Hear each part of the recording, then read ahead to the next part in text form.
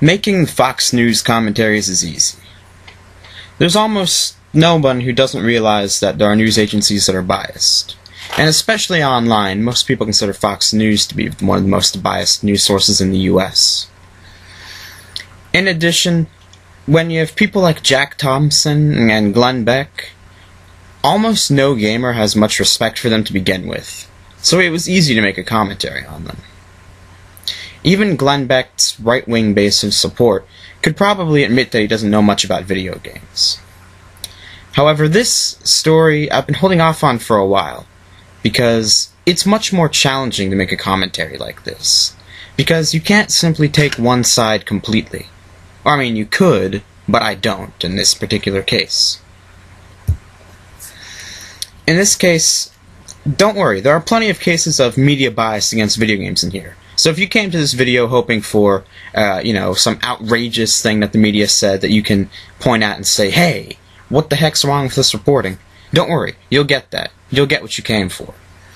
But this is a more sophisticated and difficult type of commentary to make, because neither side is completely right, and both sides present valid points. Unlike the Fox News commentaries where you had basically raving lunatics saying that video games are the downfall of society versus gamers who are being reasonable.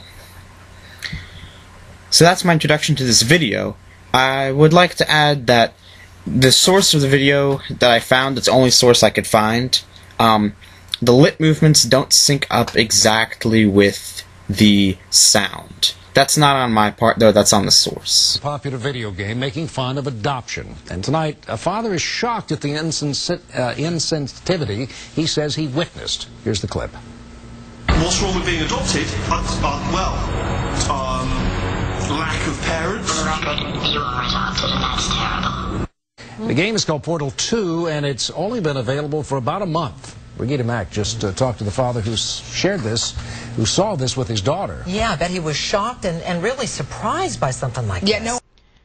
It's kind of amusing to see how the news anchors apparently expect everyone to be completely surprised by the antagonist in a video game insulting you. This is pretty standard fare as far as video games and movies are concerned. These insults that you've just heard are the first of a couple, but they're not especially heinous. Now, I can see how a young kid might be upset by that, but for most people, if you're adopted, it's something that you have to come to terms with at some point. And I think anyone who's done that wouldn't really be too offended by the insults in the game. And besides that, you're supposed to be a little offended. I mean, you're supposed to dislike the antagonist. Idea, particularly because this is a game that builds itself as educational. It's rated E for everyone. So here I begin to have a problem with the reporting, because it seems as though they're trying to imply that Portal 2 is aimed solely at young children. When they say it's educational, they seem to be implying that it's meant to educate younger children. When in reality, a game being educational can mean it's for any age group, because anyone can be educated further than they currently have been. Anyone can move on in their education.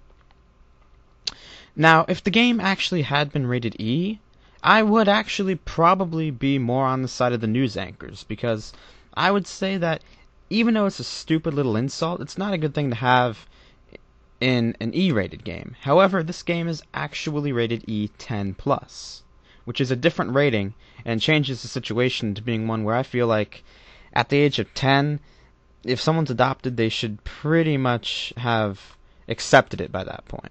Playing the game with his 10-year-old adopted daughter when they saw the clip tonight. He says he and his wife are still searching for a way to try to explain it.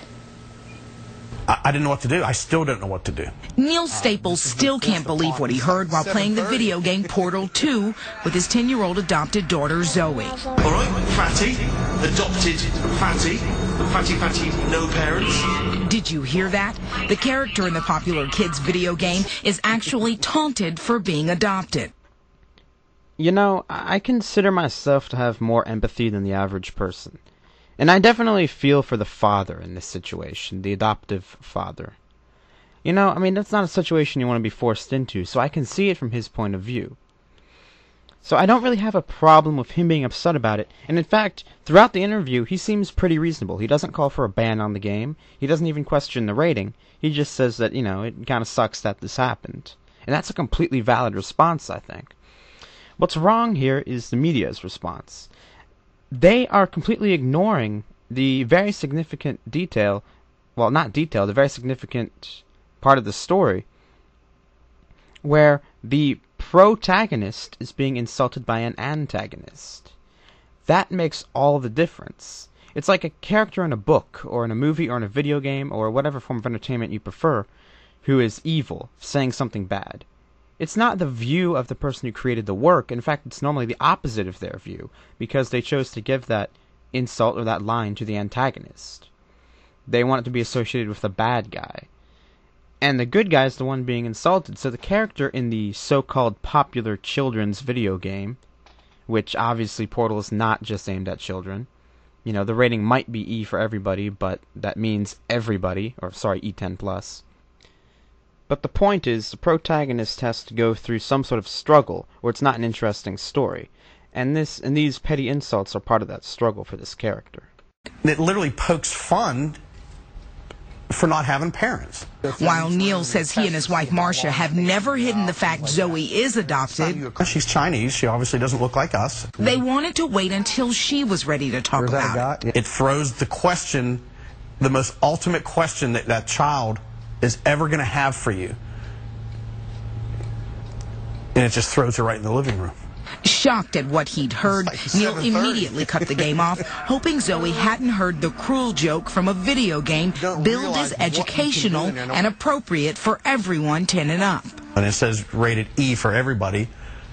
And I was thinking maybe it's rated E for everybody except for orphans. This last segment, I think, just continues the theme where the media is trying to blow this up into something really big. You know, they keep saying, like, oh, it's supposed to be an educational game, which they're trying to imply means it's for kids. And, you know, it's appropriate for all ages, 10 and up. Which is not all ages, but that's beside the point. You know, they keep trying to blow it up like that's supposed to just shock us. There could be, you know, petty insults in a game for kids. I mean, these insults are like what you would find in a cartoon. And that's the idea. Now, contrast that with the father's response. Until the very last line there, he was pretty reasonable. I was completely on his side. Now, the last line where it says maybe it's for everybody except orphans, well, I'll put that down to him being upset. It seems like a bit of an overreaction to me. If you're not an adoptive parent, it's probably not that big a deal to you. If you are an adoptive parent, it was literally the worst thing that I could possibly have heard. But did Zoe hear it? She's sticking to her guns that she didn't hear it, and to me that message means she's not ready to talk about it, and I'm not going to force it. Now what do I do? Put a portal there. Until she is, Neil says they steer clear of that part of the game and hope their daughter never feels like she's any less because she's adopted. I can't imagine my life without her. I mean, she's just such an awesome child. She's just made our lives so much better. On that note, this dad seems like one of the best parents ever. He obviously cares a lot about this child. And it seems as though, you know, maybe he's a little bit overly concerned about this, but he's definitely trying to do the right thing. And I like that he you know, they decided to just keep playing the game like it is no big deal.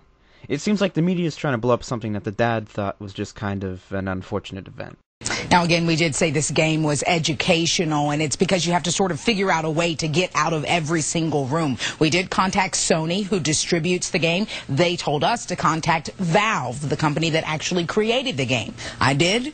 We have not heard back from them. Yeah, passing the buck on to somebody else. Certainly seems that way. But I do want to add that they still like the game. It's just that one part that he says he feels is unacceptable. Now, here they almost begin to redeem themselves, the reporters, that is. They talk about why the game is actually educational. And it's nice to hear them bring up a positive aspect of the game, and it's also really nice to hear them say something that obviously required a little bit of research to figure out.